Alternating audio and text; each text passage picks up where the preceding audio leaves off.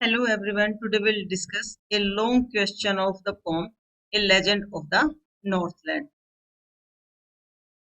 and the poet is Bob Carey. आपको pome का नाम और पोएट का नाम याद होना चाहिए क्योंकि आपका ये 1 और 2 मार्क्स कैरी करता है. A Legend of the Northland and the poet is Bob Carey. बहुत ही इंटरेस्टिंग सी पोएम है और बहुत मतलब स्टोरी होती है ना, जैसे स्टोरी टाइप कहानी टाइप पोएम है. ये बहुत अच्छी सी पोएम है.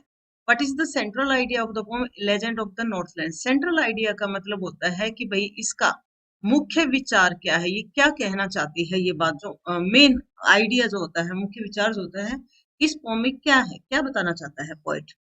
A legend of the Northland is a simple poem, बहुत साधारण सी पोएम है विद ए मोरल. अब मोरल का मतलब क्या होता है? नैतिक.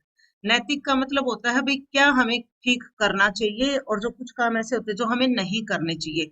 मतलब हम इंसान हैं, इंसान के तौर पर कुछ काम ऐसे होते हैं जो हमारे लिए ठीक होते हैं, उन्हें हम मोरल कह देते हैं. It teaches us that we should not be greedy. और ये पोम हमें ये बताती है, टीचेस अस का मतलब सिखाती है. क्या सिखाती है? That we should not be greedy. Greedy का मतलब क्या है? लालची. कि हमें लालची नहीं होना चाहिए. बताया ना कि आदमियों के कुछ गुण होते हैं, लालची नहीं होना चाहिए, किसी भी चीज में लालची नहीं होना चाहिए. तो ये पोएम हमें यही बताती है कि हमें लालची नहीं होना चाहिए. We must help the poor. हमें गरीबों की सहायता करनी चाहिए, ये भी नैतिकता में आता है. एंड हंग्री पीपल, और कहते हैं ना भूखे को खाना जरूर खिलाना चाहिए. तो ये पोम हमें यही बताती है, we must help the poor. गरीबों की हमें जरूर, मस्ट का मतलब जरूर, एंड हंग्री पीपल, और भूखों की हमें सहायता करनी चाहिए. जो भूखे लोग हैं उन्हें खाना खिलाना चाहिए. One day Saint Peter was hungry after the day's fasting. इस पोम में एक दिन जो है सेंट पीटर, सेंट का मतलब हम जो साधु संत होते हैं उनके साथ लगा देते, वो हंगरी भूखे थे आफ्टर द डेज फास्टिंग. अब फास्टिंग का मतलब क्या होता है? हमारा व्रत होता है ना, व्रत को फास्ट कहते हैं. मतलब पूरे दिन उनका व्रत था तो इस कारण से उन्हें भूख लगी हुई थी. एक बार दोबारा से समझा देती हूँ. ये जो पोम है इसमें ये बताया गया है कि हमें लालची नहीं होना चाहिए. कौन सी पोम है? A legend of the Northland. Poet कौन है? Phoebe Cary. A legend of the Northland is a simple poem with a moral. इसका एक नैतिक विचार है. It teaches us that we should not be greedy. ये हमें बताती है कि हमें लालची नहीं होना चाहिए. We must help the poor. हमें गरीबों की सहायता करनी चाहिए. एंड हंग्री पीपल, और भूखे लोगों की. One day Saint Peter was hungry after the day's fasting. एक दिन जो सेंट पीटर थे वो भूखे थे अपने पूरे दिन के व्रत के कारण.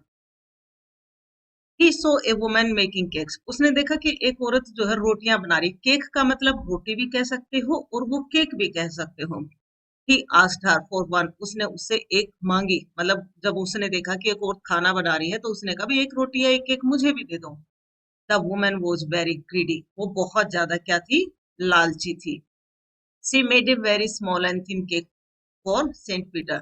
उसने क्या किया कि बहुत कम आटा लिया, बहुत कम आटा लेके उसने बहुत ही छोटा और पतला, छोटी और पतली रोटी बनाई और सेंट पीटर, पीटर के लिए. But she did not want to part with. Part with का मतलब होता है अलग होना. पार्ट विद का मतलब अलग होना. भाई वो उस रोटी से भी अलग नहीं होना चाहती थी. देखो उसने बिल्कुल पैसे ऐसे ऐसे रोटी बना रही थी. सेंट पीटर ने जब मांगी तो उसने कितनी रोटी बनाई? इतनी छोटी रोटी बनाई. पतली भी बनाई, छोटी भी बनाई, और वो छोटी भी नहीं देना चाहती थी उसे. वो उससे अलग नहीं होना चाहती थी. उसको अंदर से यूं हुआ कि हाँ ये तो अभी भी मोटी रोटी है. और पोम में उसने 2-3 बार रोटी बनाई. पहले इतने से उसने इतनी बनाई, फिर उसने इतनी बनाई, फिर उसने जो है इतनी बनाई, और इतनी को भी वो सेंट पीटर को नहीं देना चाहती थी. अब साधु बैठा है और 4-5 बार छोटी छोटी छोटी छोटी करके बिल्कुल छोटी रोटी पे आ गई और वो भी नहीं दी उसे. Saint Peter became angry. तो इससे क्या होना था भाई? साधु को तो गुस्सा आना ही था. Saint Peter became angry. वो बहुत ज्यादा गुस्से में आ गई.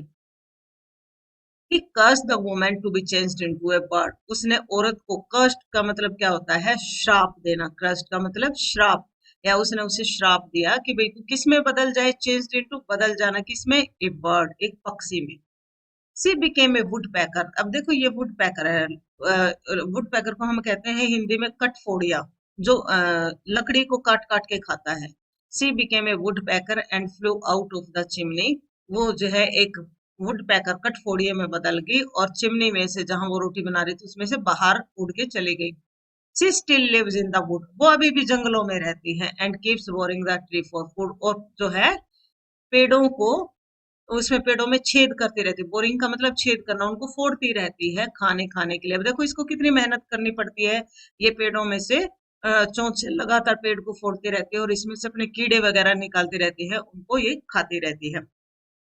तो सिंपल सी पोएम है कि सेंट पीटर होते हैं इस पोएम में, वो एक और से जब खाना मांगते हैं वो नहीं देती, मतलब कई बार रोटियां बना बना के वो कहती है भाई मैं तो थोड़ा सा भी नहीं दे सकती किसी को, वो इतना लालची है।